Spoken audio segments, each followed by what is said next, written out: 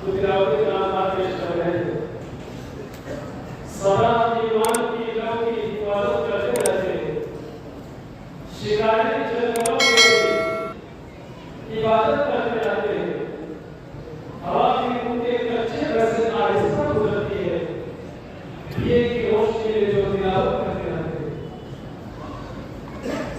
कुरान पढ़ो, कुरान सुनो, कुरान को लगाओ सीने से।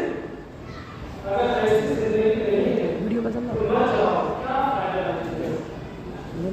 और शायद कहता है कि मसले कुरान पे ए हाफिज चला जाएगा जन्नत फिरदौस को सीधी के लिए। जरा तिलावत कलाम पर सुनने का आगाज हो चुका। मैं बताता चलूं कि हम अभी तक जिस आलिम का निर्माण करने सभी से इंतजार कर रहे थे वो तशरीफ ला चुके हैं, जिनकी आमद से हमें खुशियों से भरा होगा गया। बावजूद मिलते वक्त बेपनाह मुश्किलात और गैर मामूली मुश्किलात की हमारी अदर से दावत को कबूल करवाना और साफ़ करना।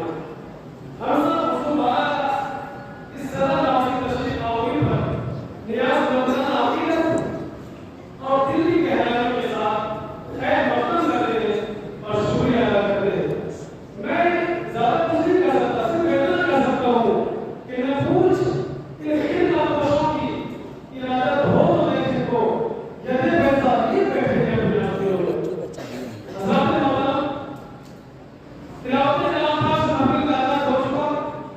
महफिल को कामयाबी की ज़बान और सनद मिल चुकी। तिलावत कलाम के बाद अगर कोई इंसान ऐसी है जिसकी तारीफ और तौसीफ की जाए तो वह आकाए नामुराद और करीमों का गुलजार शहंशाह बता ताजदार मदीना अहमद मुस्तफा मोहम्मद मुस्तफा सल्लल्लाहु अलैहि वसल्लम की जात करते हैं। मैं बता दूं, जब अल्लाह तबारक व तआला ने अपने महबूब को दुनिया में भेजा ना, यूं नहीं भेज दिया बल्कि जहां भेजना था उसको चुना।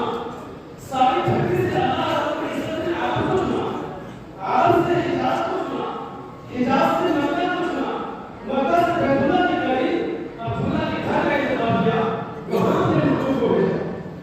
फिर जिन्हें भेजा उन्हें भी चुना। सारी मखलूकात में जो अल्लाह अपनी इज्जत ने